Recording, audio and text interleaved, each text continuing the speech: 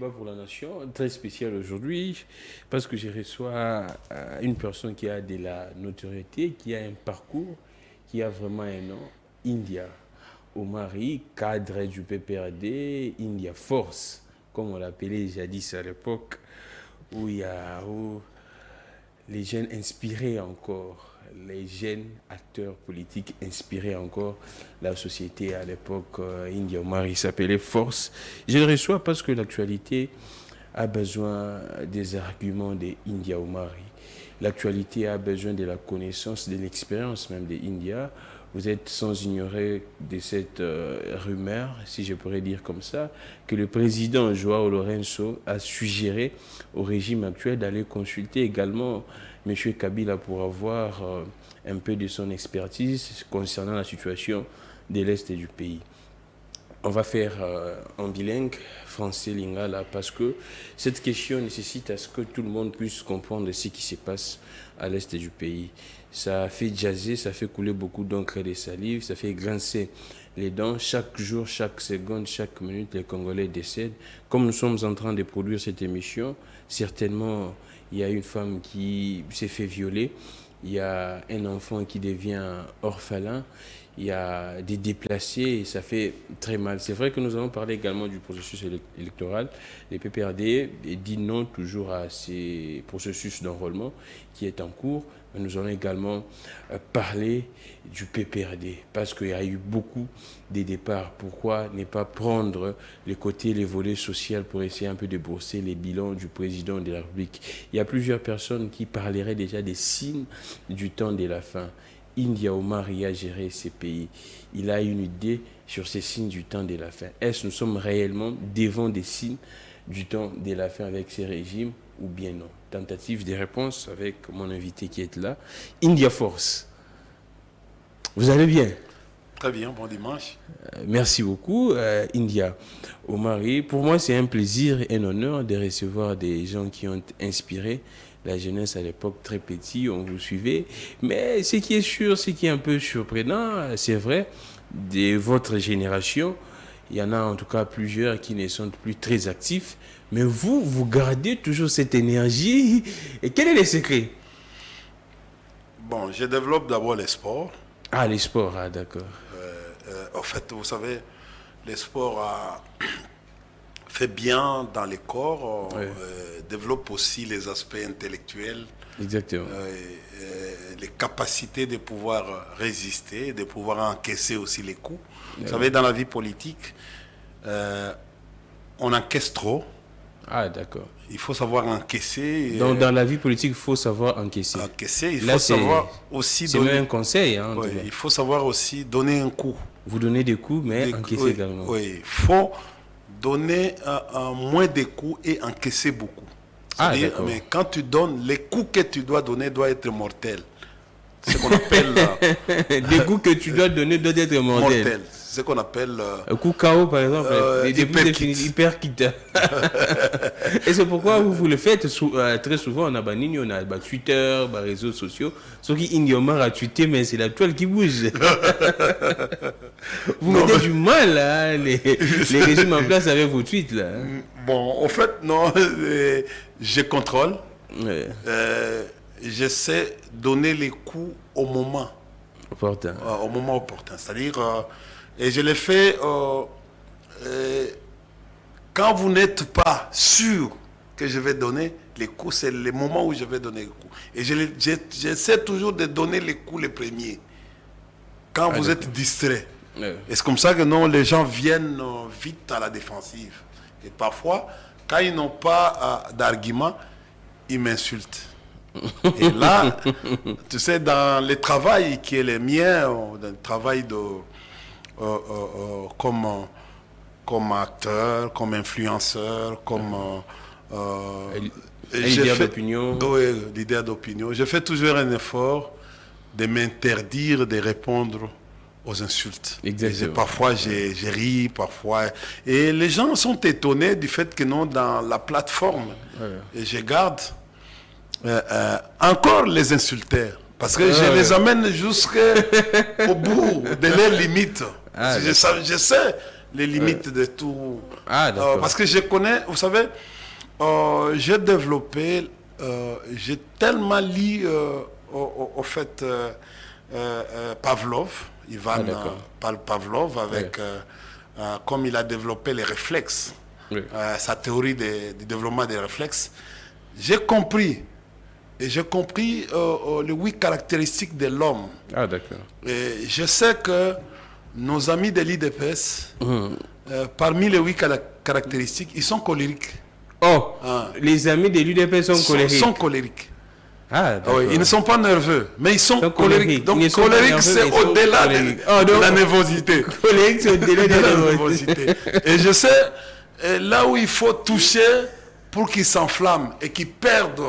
Ah, d'accord. Donc, vous connaissez déjà leurs points faibles. Oui. Ah, d'accord. Donc, je sais quelles sont les tactiques, les points qu'il faut les énerver ou les mettre en colère, de manière à ce que les temps qui sont en colère, je cherche à construire un argumentaire qui peut être capable de balayer tout. Donc, ils sont également intolérants comme... Mais c'est ça, je dis ceci. C'est comme ça que j'avais j'avais mis les concepts à l'époque taliban.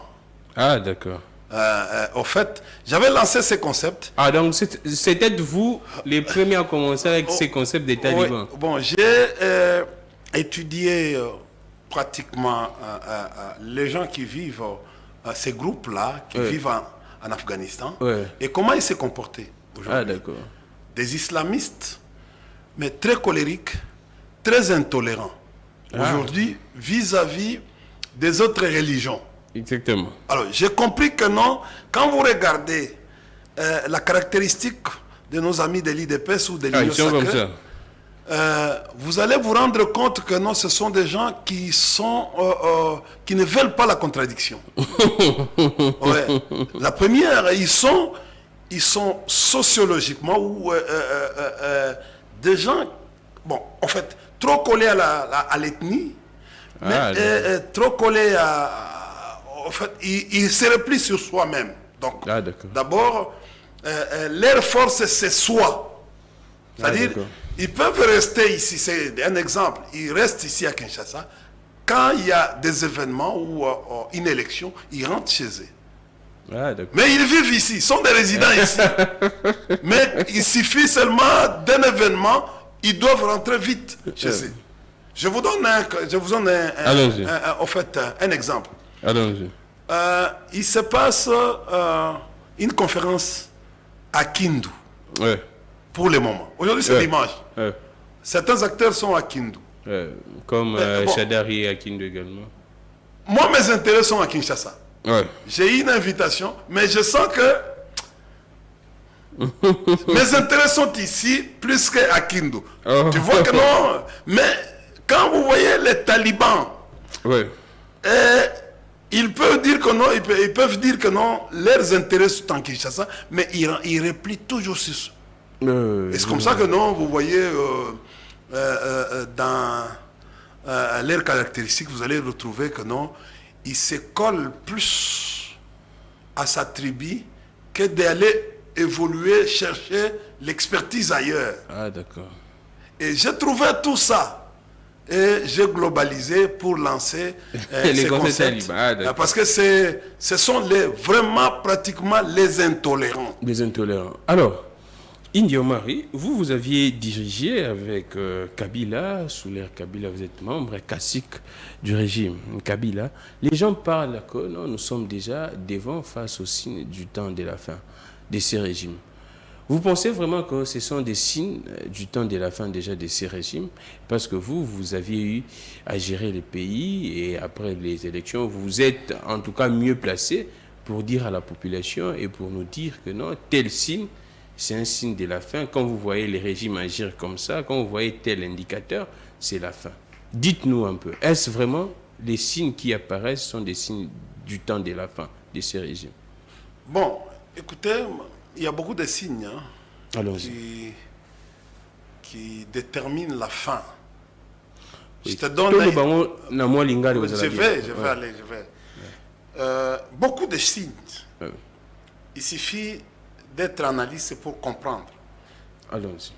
Le président de la République dit, il dit aux Congolais, il s'adresse aux Congolais. Parce que là, je vais analyser les déclarations. Ce n'est pas le moment que je devais faire cette analyse. Je confie seulement à votre émission. J'attends avant la campagne où on va essayer de développer beaucoup de concepts. Le président de la République s'adresse à nous Congolais. Il fait passer un message aux Congolais. Un message peut-être important que les gens peuvent négliger. Ça ne sert à rien de se battre pour des morceaux de terre alors que c'est l'EAC qui deviendra notre pays demain. C'est-à-dire,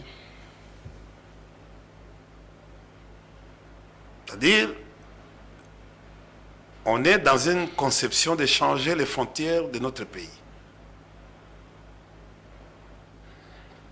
mais ça pourrait s'apparenter à une haute trahison. Hein? Non, mais je dis ceci, mais on étudie. Je suis de formation politologue. Je suis de formation des relations internationales aussi, comme sociologue. Mais quand vous rentrez dans les droits internationaux, nous avions deux intégrations que le monde fait face. L'intégration économique et l'intégration politique. Aujourd'hui, même en Europe, si tu es en train de me suivre, on a du mal, même l'intégration économique. On a quitté CEC à l'Union européenne. Ça continue à boiter. Nous sommes en train de vivre aujourd'hui Brexit. Exactement. Nous sommes en train de vivre aujourd'hui avec même l'Union européenne. Et ça commence, il y a un problème même au niveau de l'engrenage. Donc, il y a quelque sorte, la structure est en train de se... Bon, en fait, la configuration commence à changer, même au niveau intérieur. C'est-à-dire, en fait, l'intégration économique commence à poser problème. L'intégration politique n'est pas encore, on tente à venir, mais ça n'a pas encore intégré, parce que les gens ont encore une idée des frontières, encore une idée des nations. Pas des grandes nations, mais des nations, c'est-à-dire idée de l'identité. Comme vous voyez en France avec l'extrême droite qui continue encore à se battre. Vous voyez encore actuellement, même en Europe, l'extrême commence à prendre des allures. C'est-à-dire, non, là, même, au fait, même sur ce plan-là, pose problème. Mais aujourd'hui, on veut nous démontrer que nous devons aller... notre frontière va aller à l'océan Indien. Rappelez-vous de la déclaration de Mbusa Nyamwisi. Qui avait dit quoi? À Muchwanga, chez lui au village, quand il est parti enterrer sa maman, il s'adressa à sa population pour dire que non, voilà le président actuel veut nous ramener. Il était en face d'un problème, il demande que non, c'est pas lui, c'est le président de la République actuellement qui veut nous ramener dans l'EAC. Bon, si tu m'avais prévenu que non, on va débattre sur ça, je voulais t'amener la déclaration de Mbusa. Et quand vous prenez la déclaration de Mbusa Nyamwisi, en associant, en prenant la déclaration du président, si vous êtes analyste, vous allez vous rendre compte que il y a eu un pas, une sensibilisation, il y a eu un message qui voulait nous dire que non, écoutez, faisons un effort de nous ouvrir, faisons un effort de supprimer nos frontières pour aller au-delà. Parce que, écoutez, nos aïeux, tes parents, tes grands-parents, ton conseiller, t'ont dit que qu'il faut se battre pour sa terre. Rappelez-vous qu'il y avait, nos aïeux se battaient même pour l'eau, les rivières, pour les terres arabes. Mais si aujourd'hui le président de la République nous dit d'éviter de se battre pour des morceaux de terre, et pour lui, il conçoit que notre pays de demain sera l'EAC. C'est-à-dire, c'est nous convaincre pour aller adhérer à un autre État. Est-ce que ce n'était pas une stratégie de communication pour rassurer tout le monde, pour mettre fin à l'insécurité au niveau de la sous-région? C'est quoi? Qu'est-ce que tu appelles stratégie? De communication, l'effet d'apaiser tout le monde, de dire qu'il ne faut pas se battre pour des questions de terre. Est-ce que ce n'était pas une stratégie de communication? Mais qu'est-ce que notre armée est en train de faire actuellement? S'il ne faut pas se battre, parce que l'armée est en train de se battre pour l'intégrité territoriale. Exactement. C'est en contradiction donc. Mais je vous mets devant un défi. Le défi. Le président de la République, lisez l'article 69. Le président de la République est garant du bon fonctionnement des institutions. Exactement. Ouais. Le président de la République, on a dit, c'est lui l'unité, le symbole de l'unité nationale. C'est lui qui nous protège. C'est lui qui donne le go pour défendre. C'est lui qui nous défend. Qui défend l'intérêt national. C'est ça le travail. C'est ça la vision. Ouais. Quand tu vas dans les axes de la politique étrangère, pour un président, c'est celui, le meilleur président, c'est celui qui défend l'intérêt national. L'intérêt national, ça signifie quoi? C'est les frontières. Ouais. Mais si on supprime les frontières,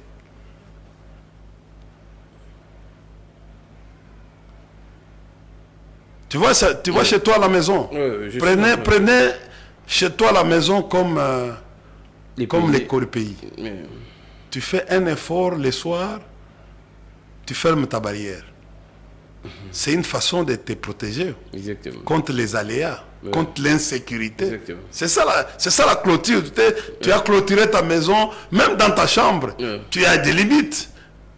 Ce n'est pas tout le monde, c'est pas même ton... qui va venir entrer dans la chambre. Donc, il y a des limites.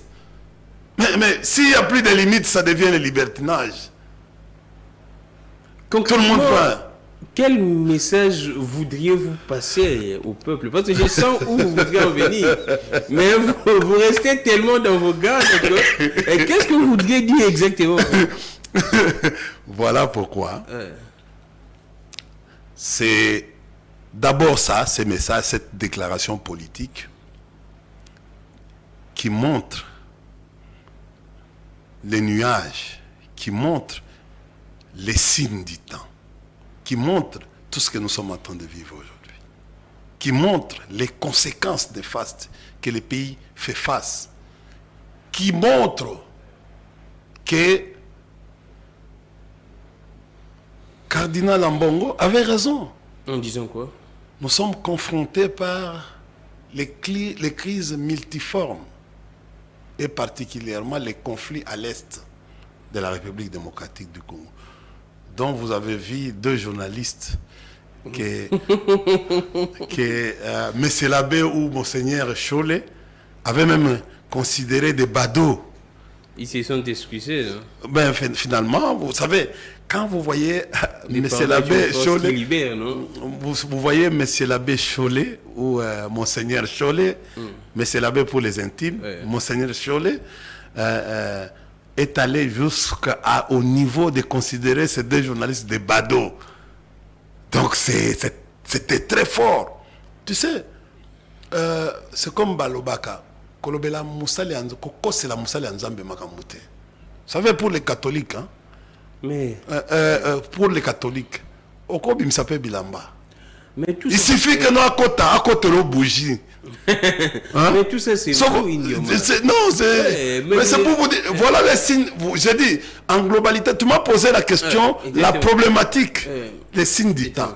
Je vous montre les grands signe du temps. C'est-à-dire, d'abord ces messages. C'est-à-dire, ces messages-là est porté en évidence. C'est ça le grand message. Maintenant, on va, chers frères, je vais faire des simulations. Allons-y. Nous sommes arrivés en 2016. 2016. Donc avant 2016, 2015. 15. On a eu des discussions d'abord pour les communicateurs à l'époque. La différence entre la communication à ce moment et la communication à l'époque où nous étions à la majorité présidentielle ou en fait à l'alliance de la majorité présidentielle, parce que AMP, MP et FCC. Je prends le deux, AMP et MP. AMP et MP, nous étions 10 communicateurs uniquement. Et 10 communicateurs uniquement. AMP et MP, 10 communicateurs. 10, on n'était pas nombreux. Avant que la vague des papilles et les autres qui sont venus après. Mais on était 10. Et chacun avait en fait sa spécialité. Ah, d'accord. Et il y avait un mariage terrible. À chaque fois nous voulons venir ici dans une émission, il y a des petites discussions. Même si on n'a pas le temps pour venir dans une émission, on peut s'appeler au téléphone, on dit par exemple, le vieux Atundu Lyongo a une spécialité, c'est un ancien barbouze ou ancien flic. Sur telle question, je dois avoir tel point de vue. Exactement. Franklin, c'est un économiste. Sur tel aspect, je peux avoir... India, c'est un stratège politique. Je peux avoir sur tel. On était comme ça, Chéribin, je peux poser... Chéribin Okende. C'était comme ça. Il y a un qui tombait, je vais parler sur ça. Et sur une question des droits. C'est-à-dire, il y a eu interdisciplinaire, un club de 10 personnes. Et même... D'ailleurs, on était 8, de 8, on a intégré 2 personnes. Et il faut avoir un parrainage. Même le président Aubin, qui était notre superviseur, n'avait pas à imposer sur quelqu'un qui veut entrer dans ces groupes. Il faut avoir les parrainages. Il faut que les groupes vous adoptent. Et si nous refusons, si un de nous refuse ton entrée, et vous n'entrerez pas. Si Kabila, par exemple, dit que non, il ne va pas entrer et vous n'entrez pas. Même si c'est sur proposition du président. Et c'était acté comme ça, du président Kabila. Vous n'allez pas entrer. Et on était dans une équipe très solide, une équipe qui savait. Vous savez, la meilleure défense, en fait, la difficulté, c'est de défendre un régime. Où on vous défendre dit, un régime, c'est difficile. C'est difficile. C'est très difficile. Un fake news qui peut passer, on vous dit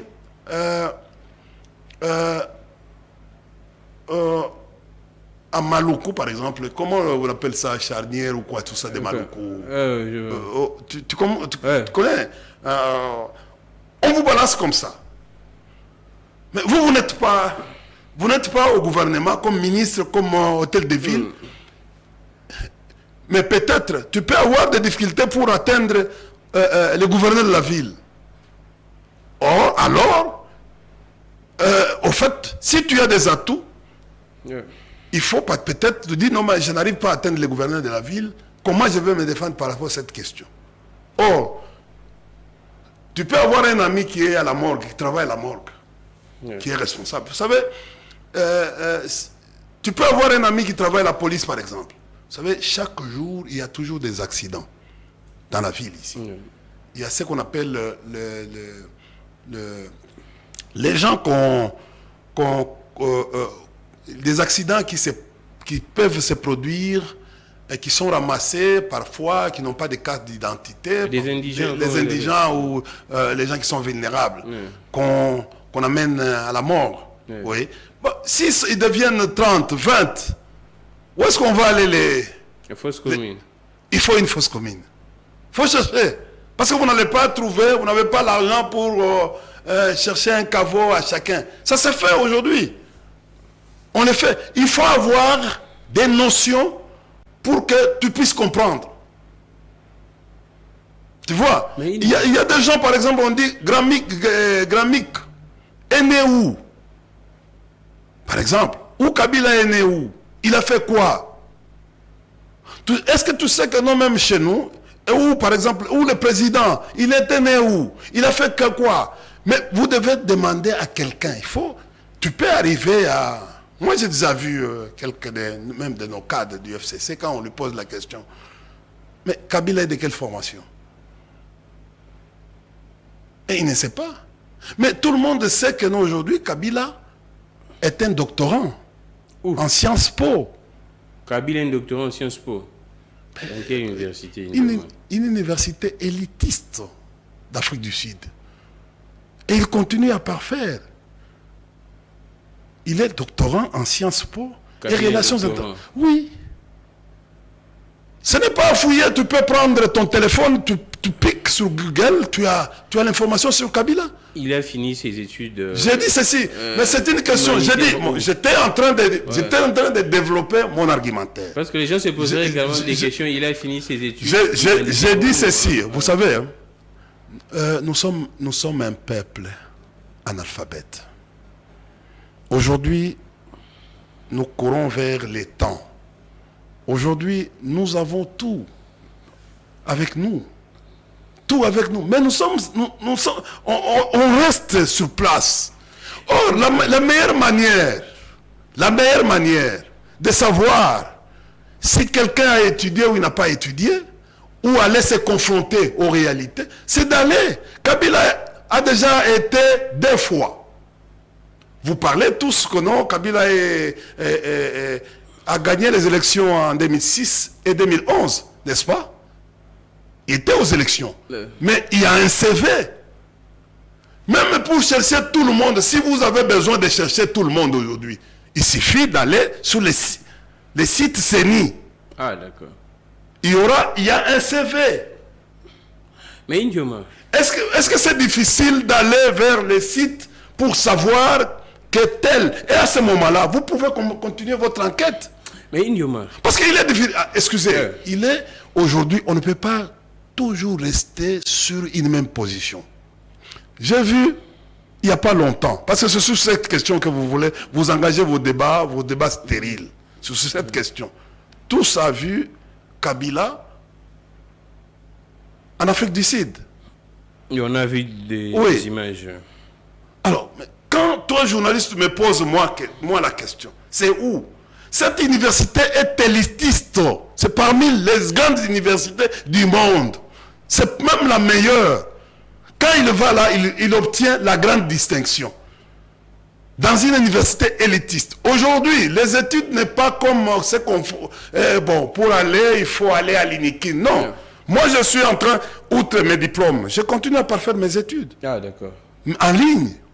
J'aurai peut-être 4e, ou au fait, j'aurai 5e ou 6e diplôme. Je continue à étudier, je continue à renforcer mes capacités presque tout le temps.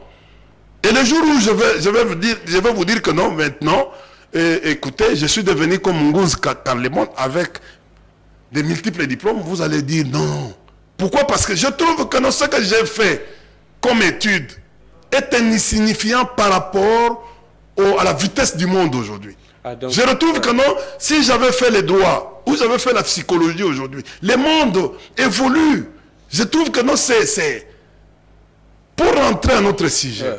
Donc, en fait, on clôt avec ça. Donc, on pourrait dire qu'actuellement, Kabila a un niveau scientifique plus que Félix Tshisekedi. Non, moi, je ne suis pas dans la comparaison. Ah, d'accord, merci beaucoup. Je ne suis pas dans la comparaison. Je n'aime pas faire la comparaison. Ah, parce qu'il y aura des grandes discussions qui vont venir. Je crois que non, cette fois-ci, la CENI aura à nous démontrer les études de tous les candidats qui sont... Oui, mais c'est exigé. Exactement. Pour être président de la République, il faut avoir un niveau de licence. C'est ce qu'on dit. Pour être un député, le dernier niveau, c'est graduat. Député national. Et ainsi de suite. C'est comme ça qu'il y a... Cette fois-ci, on va voir. Mais je crois que non, d'ailleurs, les cursus universitaires sera tablé Donc, vous insistez sur ça? Mais c'est la loi. La loi qui exige.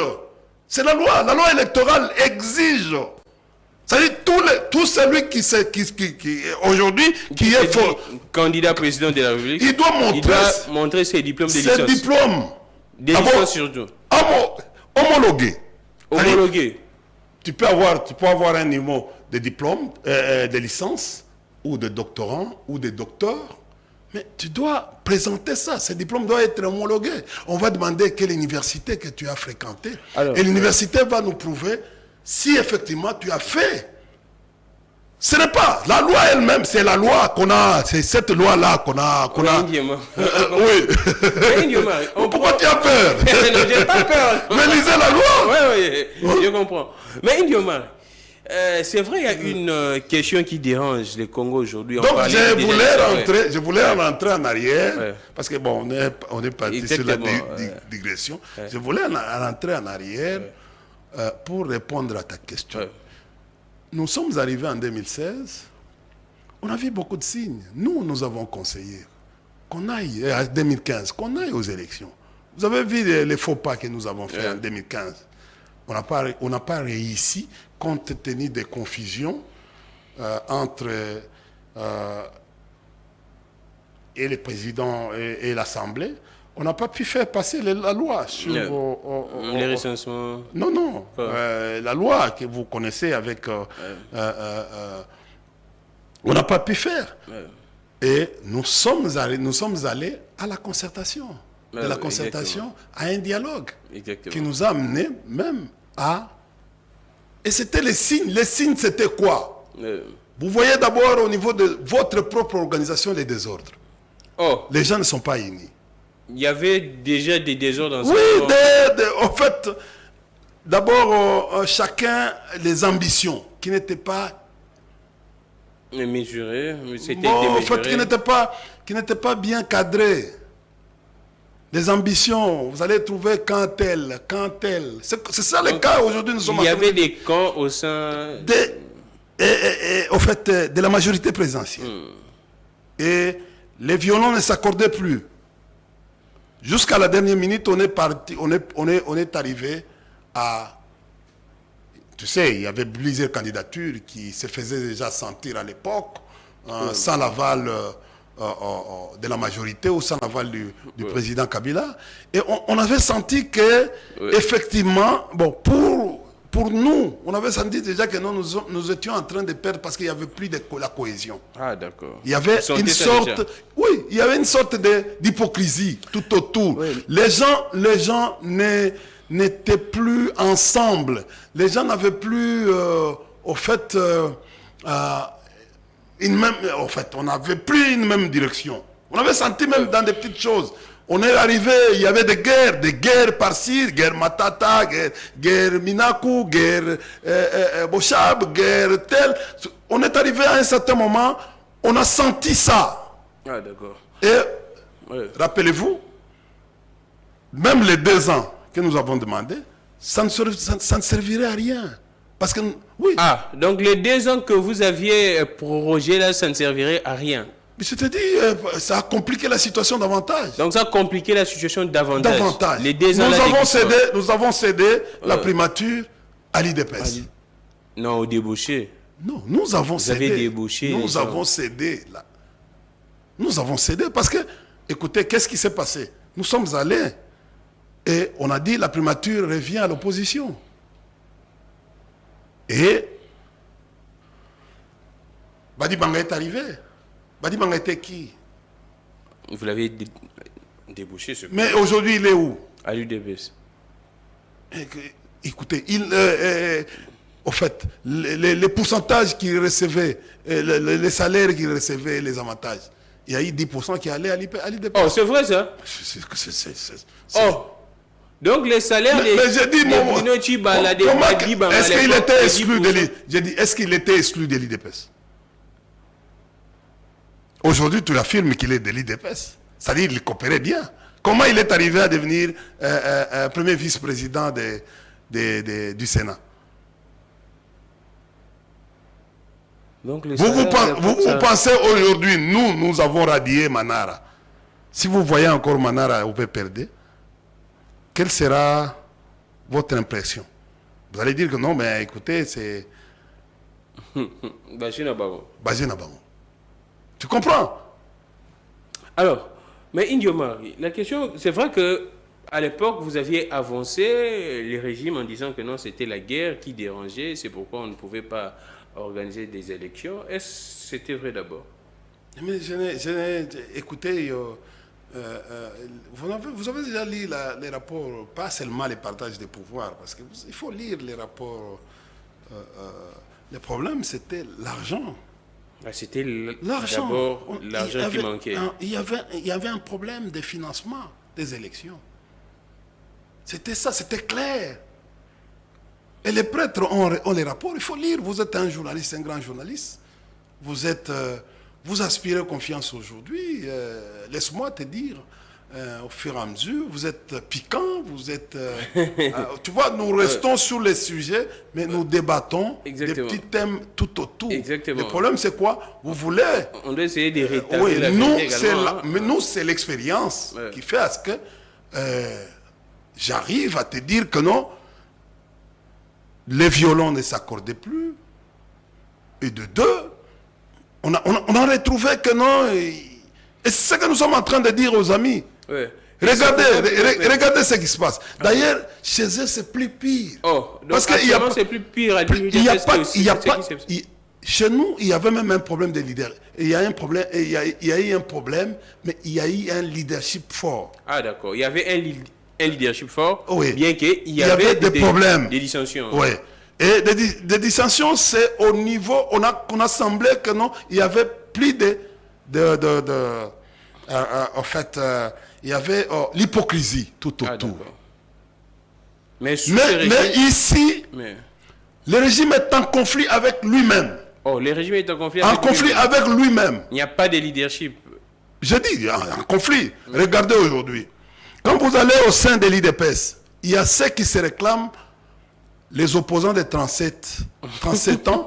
Il y a ceux qui se réclament les opposants de 5 ans. Et des opposants qui sont en train de naître aujourd'hui. Des anciens. Au fait, les gens, quand tu prends la plupart de tous nos jeunes là, qui viennent du PPRD. Je te donne un cas. Mon jeune frère qui était au Conseil national de la jeunesse a été encadré par nous. C'est un... Je peux te citer tous ces cadres-là qui circulent ici. Ce sont de jeunes gens qui venaient ici. Qui sont parce que je m'appelle Mutombo, Kabasele, bon, je vais de l'autre côté. Mais regardez la traçabilité. Il vient d'où? Il a été avec qui? Dis-moi, qui est le véritable parmi? Peut-être le fils Moukoko. Mais les autres ici. Oh, la plupart de ces jeunes qui sont... Mais dis-moi, ils ont évolué où?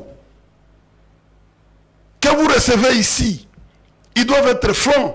Dis qu'ils te montrent leur carte d'adhésion de 1900, par exemple, 2000. Donc, bon, d'ailleurs, nous allons très loin. 2000, c'est trop. Quand ils étaient encore à l'école, peut-être secondaire ou primaire. Allez seulement en 2000, donnez-moi la carte en 2006. 2010. Même 10. Ils ne vous montreront pas. Donc, tous ces jeunes qui parlent aujourd'hui de l'UDPS, qui viennent ici... Ils sont à la recherche d'un boulot. Ils étaient au PPRD. Mais certains étaient journalistes avec vous. Ouais. D'autres étaient... Moi, je peux vous donner celui-ci. Il était avec... Il ne va même pas. Oui. Mais là, c'est... Mais en fait... tu as dit ici, ce sont des... Mais ce sont des jeunes gens qui... Nous, on a fait rêver à l'époque. Exactement. Avec mes amis comme Kalombo, Francis, Jekoko. On a fait rêver les jeunes à l'époque. Et vous voyez, de l'autre côté, on avait Yves Kissombe. Et il y avait Jacquemin, Chabani. Hein, et comme... au fait, bon, Jacquemin est même venu après nous.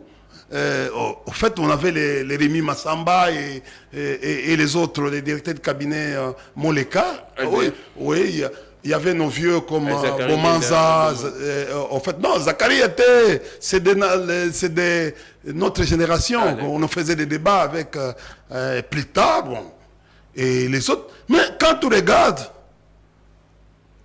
tu peux me dire que non, tu peux dire, moi j'ai toujours dit que non, mais il y a des gens à féliciter. Il y a des gens à féliciter. Tous ces gens-là que vous êtes en train de voir aujourd'hui sillonner, ils viennent dès la pépinière PPRD. Ah, d'accord. Oui. Alors, si vous pourriez établir une certaine différence entre votre régime et le régime de Tshisekedi, quelle est la différence dans la gestion entre votre régime et le régime de Tshisekedi? Bon, il y a eu d'abord la peur. La peur d'où? La peur d'aller, tu sais, on n'avait pas une culture de voler les vols existent, c'est un méfait. Les détournements existaient, c'est un méfait. C'est un méfait de la société. À condamner, qu'il faut, en fait. Mais aujourd'hui, il y a exagération. Donc c'est plus que... On quitte des vols de milliers vers les millions. Je ne peux pas comprendre aujourd'hui. Sous votre époque, on a parlé de 30 millions de qui? De Bouchab, je pense, non? Mais il a été, aussitôt que le président Kabila a entendu que son directeur de cabinet s'est trempé dans cette histoire de millions, il a mis à la disposition de la justice. Ouais. Si la justice n'a pas pu prendre les citoyens Bouchab, ce n'est pas notre affaire. C'est la justice. Aujourd'hui, Bouchab est encore libre. Je pense que non. Le dossier à la justice, c'est pour la rater. Ce qui est ma preuve. Mais il est là. Il est aujourd'hui à la blanchisserie. Parce que nous appelons... Oui, c'est l'union sacrée. C'est quoi la blanchisserie? C'est l'union sacrée. Quand mon ami Bakonga a dit que non, c'est le président qui l'a fait sortir de la prison. On y a une déclaration. Et ça n'a été ni bana chuapa. C'est-à-dire, quel est le message qu'il voulait faire passer? À part les vols, il y a quoi? Quand on vole de 770 millions pour RAM, ça c'est vraiment une bêtise, une bourde. On vous a volé, vous, l'argent. Et ce dossier ne restera pas impuni. Il y a également les 200 millions de Bukangalo. Non, vous ne comprenez rien. Allons-y. Moi, je peux écouter. J'ai conseillé.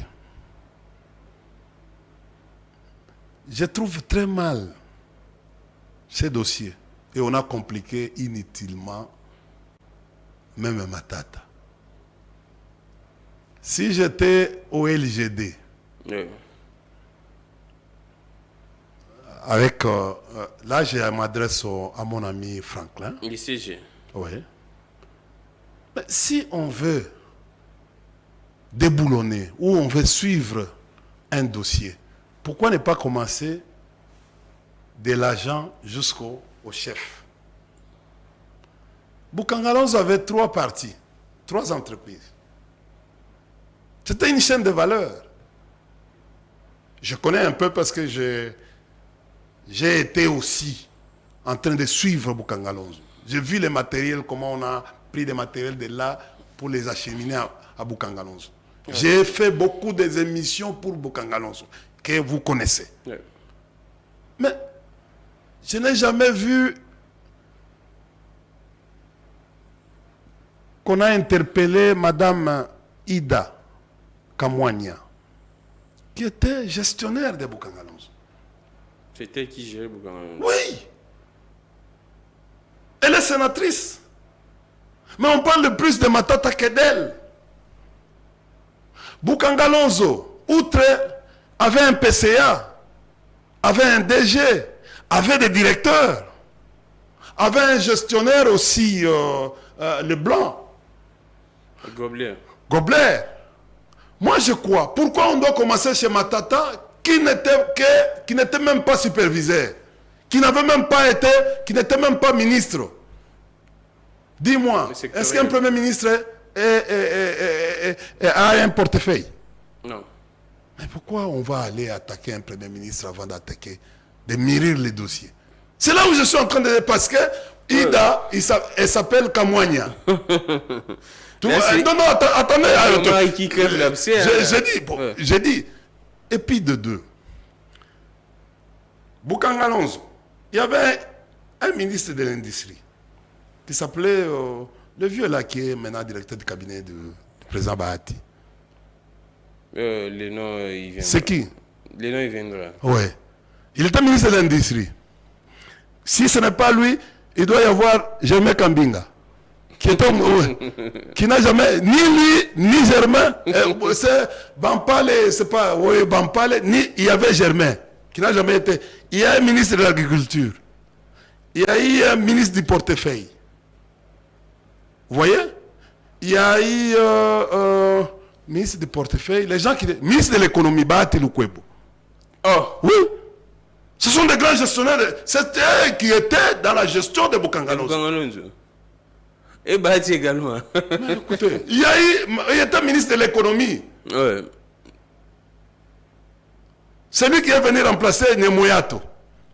C'est-à-dire que non, on devait commencer par les ministres sectoriels. Les ministres non, d'abord par les DG, les PCA et les conseils d'administration. Dès qu'ils terminent, ils vont. Tu te moques maintenant. Hein? En fait, dès que tu termines avec tous ces gens-là, et il y avait aussi le ministre Kitebi. Patrice. Bon, si ce n'était pas le ministre Kitebi, c'est le ministre Yav. Les deux ministres des Finances, les deux ministres de l'Agriculture, les deux ministres de l'Industrie, de l'économie. Ah, tu te moques. Tous ces gens-là devaient être... Tu sais, c'est ça la justice. Et ils devaient démontrer comment le Premier ministre est devenu gestionnaire de Bokanga Alonso. C'est-à-dire à la place de Madame Ida Kamwanya. À part les vols dans ces régimes qui est plus que les vôtres, dans votre régime, il y a encore quoi? Je vais vous dire une chose. Hein. C'est comme ce que j'ai lu hier, par exemple, que un tweet où on écrit le ministre de l'économie s'attaque à Matata pour dire que Matata a volé, c'est pas 2 milliards ou quelque chose comme ça.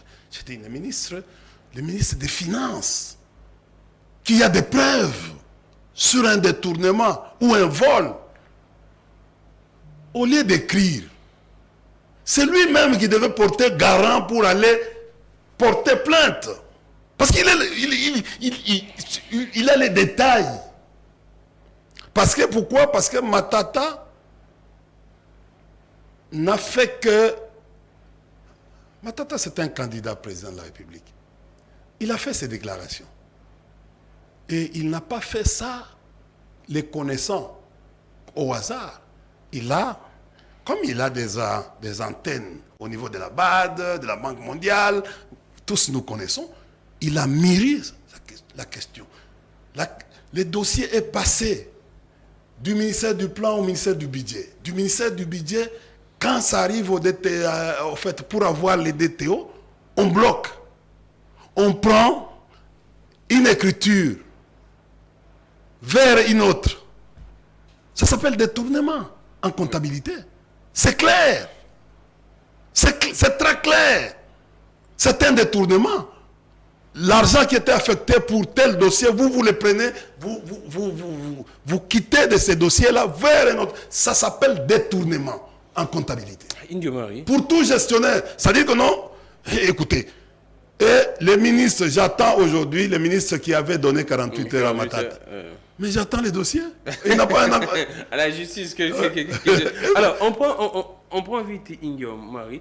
Le même ministre est venu ici pour vous dire que non, le président de la République, il avait un salaire.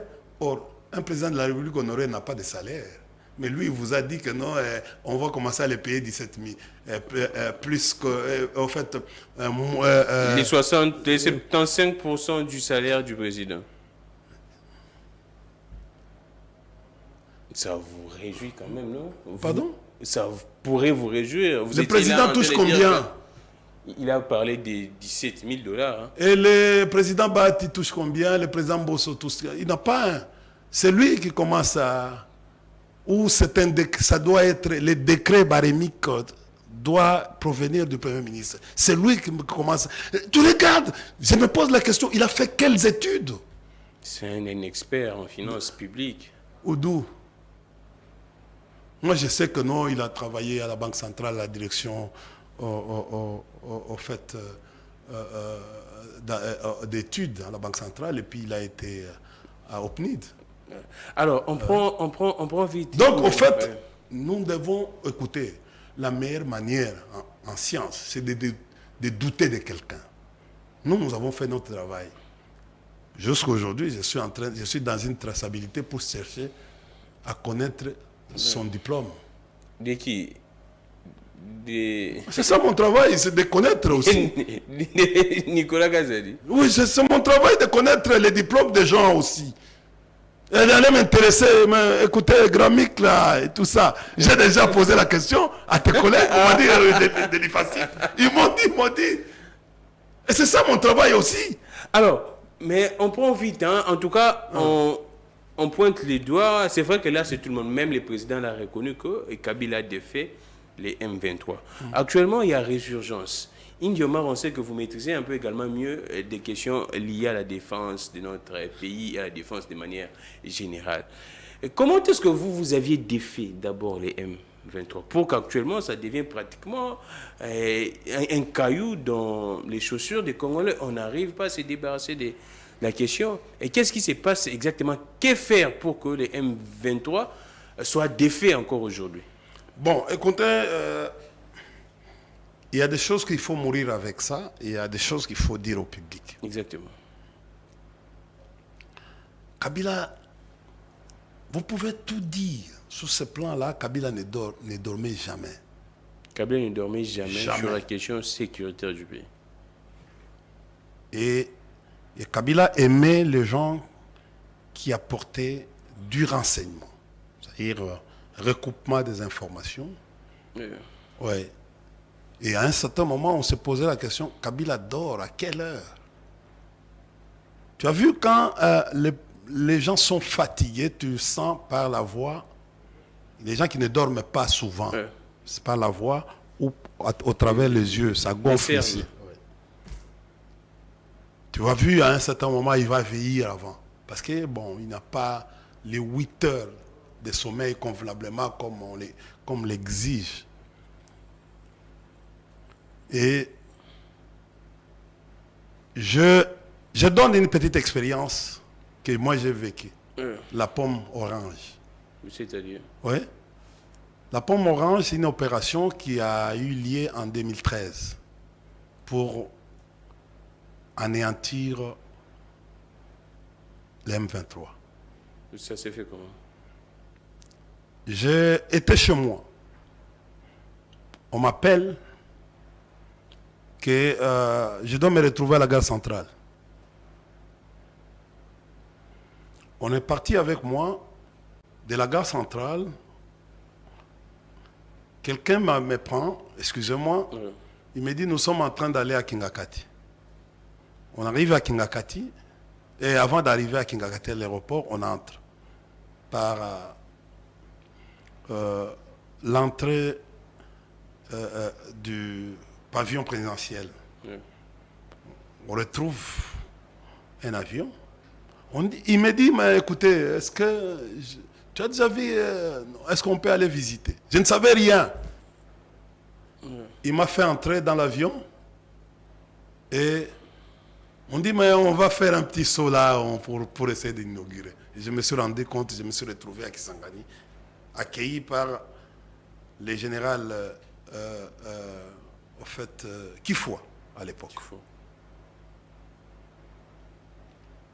Et on s'est retrouvé avec beaucoup de généraux, beaucoup d'autres. Pour ma qualité de stratège. Ah, d'accord.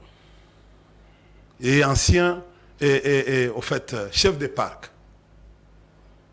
Je me suis retrouvé dans les dispositifs pour donner au fait,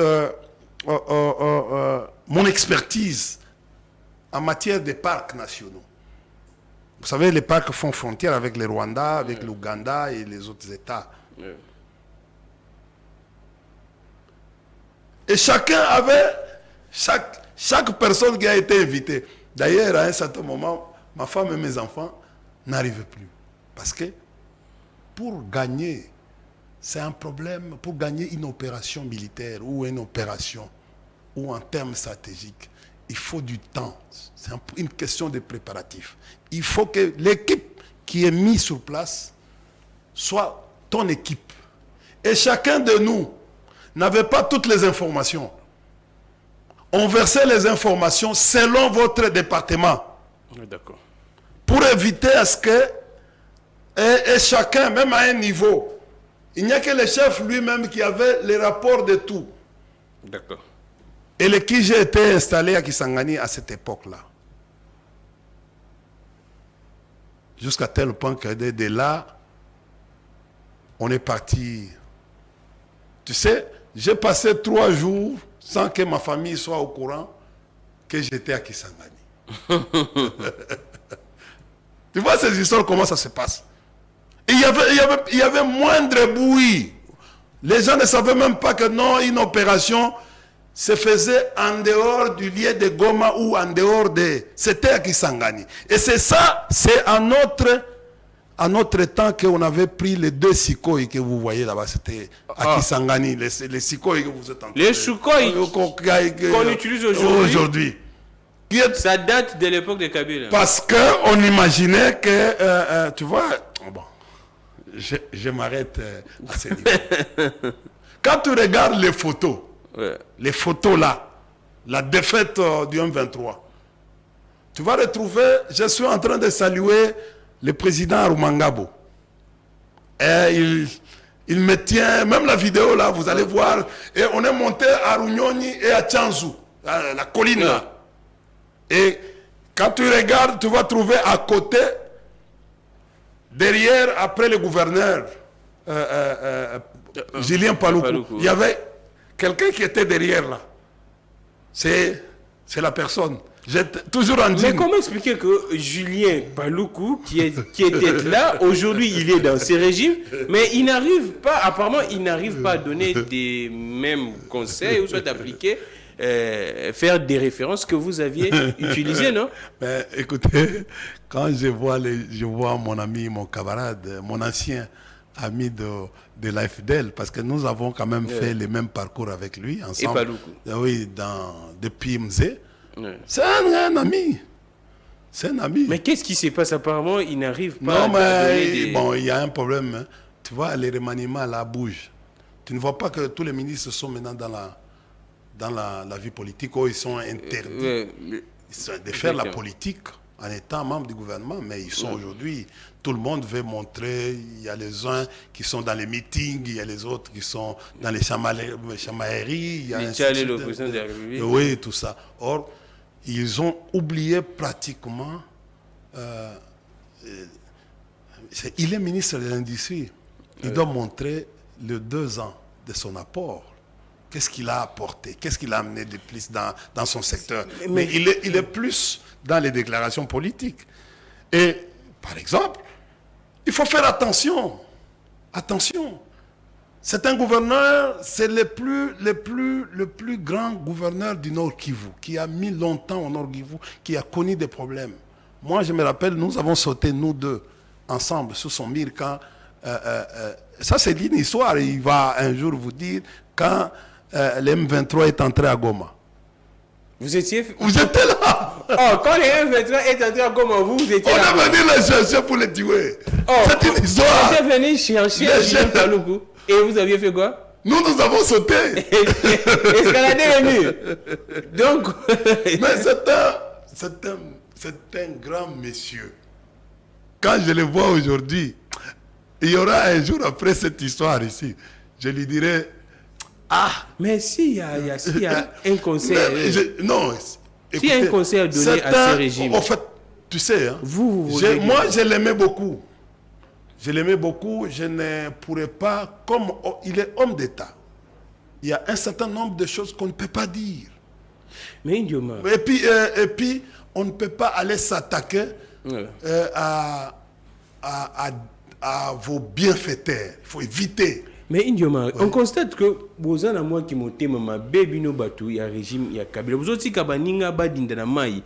Vous avez quand même des astuces au lieu de donner ces astuces au régime actuel pour mettre fin à la question de l'Est qui tue matin, midi, soir, des M23 qui tuent des Congolais. Mais vous voyez Nabino, apparemment vous êtes à la randa kundengeza kozika na musika mais ndako Nabino moko. Bon, je vais te dire une chose, c'est pas de notre mauvaise foi. Ils nous ont déboulonnés. Ils ont dit qu'ils ne veulent pas de conseils de notre part. Ils ont coupé. Kabila a été disposé. Le président sait, il le sait. Il lui a dit un certain nombre de conseils. Il le sait. Il le sait. Il a arrêté les fréquentations. Nous n'avons pas besoin d'aller demander l'audience. Quel est notre intérêt d'aller demander l'audience? L'intérêt, c'est quoi? L'intérêt du peuple. Devant l'arrogance. Qu'est-ce que vous voulez que nous allions? On va chez quelqu'un qui est ouvert, qui peut écouter. On ne va pas chez quelqu'un qui connaît tout. Le régime actuel... Est-ce que vous savez que nous, les M23, signifie pression? On fait la pression à Kabila pour que Kabila adhère à l'EAC. Oui, c'est ça. Donc les M23 étaient une pression... Était créé par l'EAC en 2009. Les M23 étaient créés en 2009 par les EAC pour faire pression à Kabila. D'adhérer à l'EAC. Je te l'ai dit sans être contredit.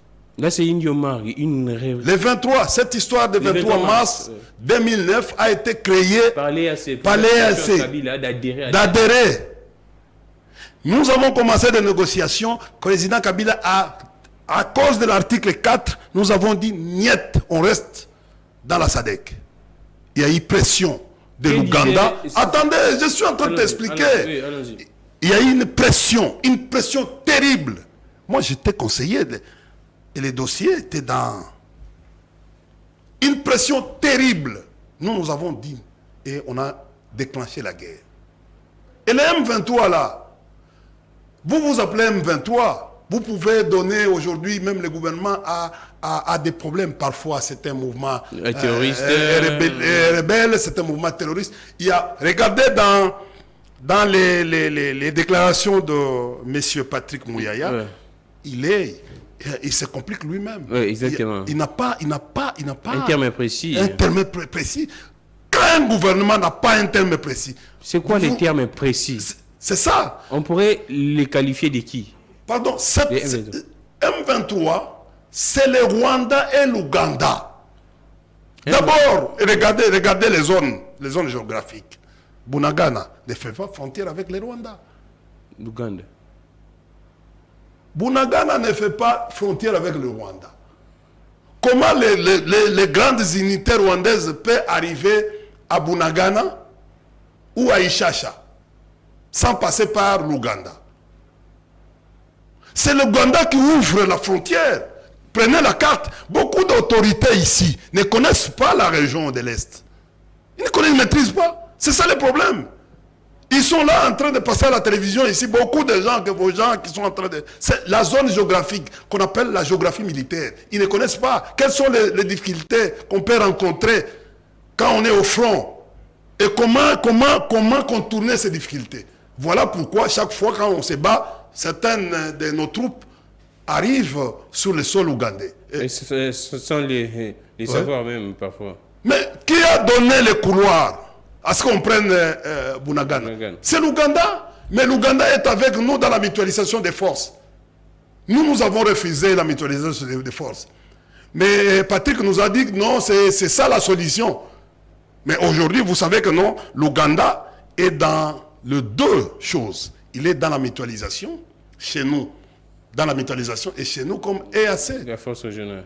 Voilà. Donc vous conseillez au gouvernement... Nous, on ne conseille pas, on ne peut pas conseiller des gens qui n'écoutent pas. On conseille des gens qui vont écouter. Donc on doit quand le président angolais et les autres présidents, y compris le président burundais qui gère... Ndayishimiye. Oui. Mais tout ce qu'il dit, même en Swahili, Même le président tanzanien, la présidente tanzanienne, prenons le cas du président de l'Angola, il vous dit quittez l'EAC et allez vers votre prédécesseur parce qu'il a une expertise sur le plan militaire et politique. Parce qu'il sait, il connaît. Aujourd'hui, ce qu'ils nous font, les M23 signifie l'Ouganda, l'armée IPDF et RDF. Ce sont les deux armées qui nous battent. Leurs unités sont là. Mais ils sont en train de compliquer en mettant quelques Congolais, où on fait semblant, tout ça. C'est comme ça. Nous avons déjà vidé cette question de Banyamulenge. D'ailleurs, le président lui-même a reconnu que non, les Banyamulenge étaient nos frères. Mais... Aujourd'hui, le problème ne devait pas se poser. Depuis 2009, après le départ de Mutebutsi, parce que nous avons commencé avec Mutebutsi, nous l'avons vaincu. Nous sommes allés avec Kunda, on l'a vaincu. Oui, tous ces gens-là qui passent ici à la télévision pour dire non, est-ce que ce n'est pas la première fois d'attaquer? Oui, on nous attaque. Même les Ignélés ici nous ont attaqués. Ils nous ont attaqués ici à Kinshasa. Mais on ne parle plus des Ignélés. Mais d'autres personnes peuvent surgir aujourd'hui pour dire que non, des Ignélés. Pour vous allez dire que non, on n'a pas d'effet Ignélé dans les temps. Aujourd'hui, il n'y a plus cette histoire de Ignélé. Nous, à l'époque, j'ai géré les parcs. Dans une mission, on devait aller abattre Koni dans la montagne. On arrive avec la Monisco. En fait, on arrive à quelques 10 minutes de notre arrivée, parce que l'avion, les Sikoy, il est venu, il a bombardé les...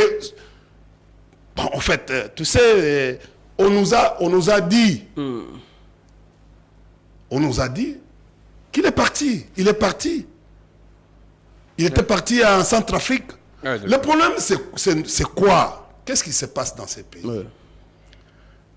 Nous sommes en difficulté aujourd'hui, c'est à cause des choix que le régime actuel a fait. C'est ça c'est ça, c'est comme ça que moi j'appelle que le président et son régime nous a amenés dans un saut dans l'inconnu. Saut dans l'inconnu. C'est-à-dire, on finit par là. Une voie, il nous amène dans une voie où la population n'aperçoit pas l'issue. Une aventure risquée. Au lieu de conserver nos forces, à mettre beaucoup d'argent, beaucoup de moyens, nous avons 14 milliards. Si cette chance aujourd'hui, les fruits, nous avons, biso tolonaki, toloni, bambuma, et comment obima lelo. Le code minier. Oui. Et comment obima lelo. Avec mbongo oyu, soko batia kango na bibundeli, bankele. Ozomona.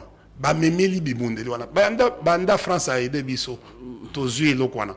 Bibundeli combien ekotia? Jusqu'à présent, on ne sait pas. On ne sait pas.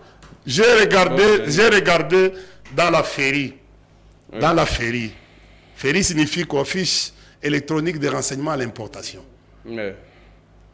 Namoni n'a pas pipeline et logo te. Bien sûr. So pas comment timbongo wana. Vous comprenez? Oh ngana nazo benga ngo budget na bango bazolo ba nazo benga ngo papa Gramique. Azana mbongo ebele na kati ya chambre. Mais bana bakenda école.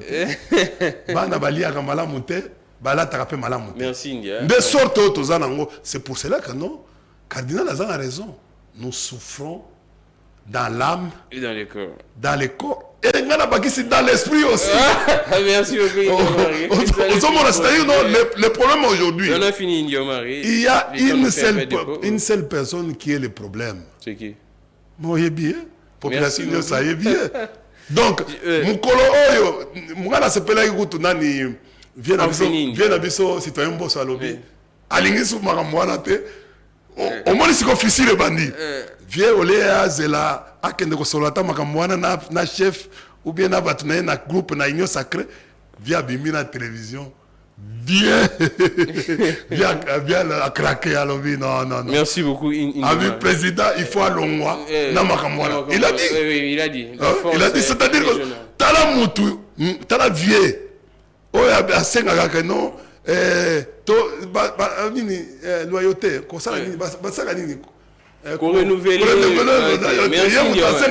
Mais viens à quelque part ta présidence en public. Bon, je pense que je recevrai encore India Omar dans une autre chose. J'ai senti que India Omar vraiment na belé Maramboa Est. On doit faire une émission spéciale. Pardon. Vite, en tout cas, vite. Oui. Vraiment. Kabila n'a jamais compromis dans aucun accord. Il y a signé. Il y a un accord à Kabila, il y a signé. Oui, pour compromettre Mboka Nabiso. Kabila n'a signé que l'accord d'Addis Abeba. Ah, d'accord. Vous comprenez? Les gouvernements concluent un accord. C'est ça les aspects internationaux. Et puis, accord, ils ont compromettante qui a été signé, qui a été conclu par le gouvernement. Pour Nanini, c'était les Congolais qui se déclarent Congolais. Balingi va intégrer l'armée pour Batika, Kimia et Kota. Ezali Kabilate, c'est le gouvernement qui a la possibilité de conclure un accord. Mais la signature d'un accord, seulement accord d'Addis Abeba. Et que dit l'accord d'Addis Abeba? Batunelo bazoya ma réseaux sociaux, balingi contenité. Bazoya okosa bato. Oh non Kabila mutu. Mutu a même biso na désordre et à selelo. Ayebani. Merci beaucoup. Oh ya ko signer mabiloko tokoti poto teka mboka. Parce que accord il y a EAC ils allaient à côté Kamboka. Merci beaucoup Hervé. Côté Kamabele. J'ai recevé encore je pense cette semaine, la fin de la semaine, India Omar, pour revenir sur cette question de l'EAC. Là, je retiens un point très important. EAC et les M23 a été mis en place pour faire pression à Kabila d'adhérer à l'EAC. Donc là, je pense que Kabila avait refusé. Kabila a refusé. Relais YouTube Peter Tiani, RDC, diffusion dans nos heures habituelles. Merci Hervé, je suis Grammy Clégon. J'ai reçu India Omar, force cadre au niveau du PPRD, il reste toujours très loyal et fidèle à Joseph Kabila. Que le Dieu de toutes les inspirations continue de nous inspirer et de vous inspirer également. Au revoir.